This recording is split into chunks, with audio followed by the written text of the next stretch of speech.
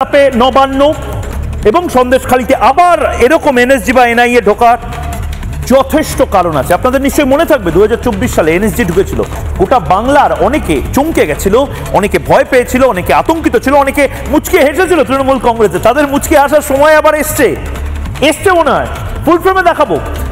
আপনাদের মনে থাকবে নিশ্চয়ই সন্দেশখালীতে এই এনএসজির ছবি, এনএসজি ন্যাশনাল সিকিউরিটি গার্ড, তারা ঠিক এভাবে সন্দেশখালীতে যেন কোনো যুদ্ধক্ষেত্র,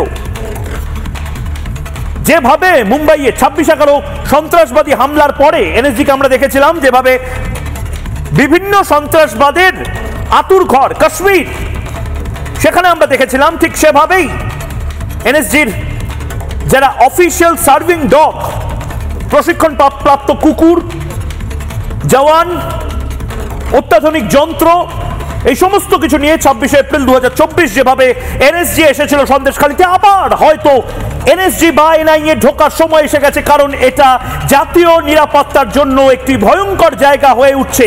সন্দেশখালী জাতীয় নিরাপত্তা, জাতীয় সুরক্ষার জন্য একটি ভয়ঙ্কর জায়গা হয়ে যাচ্ছে। সৌজন্যে শেখ শাহজাহান, আর শেখ শাহজাহানের মাথার উপরে কার হাত আছে সেটা তো আমরা জানি।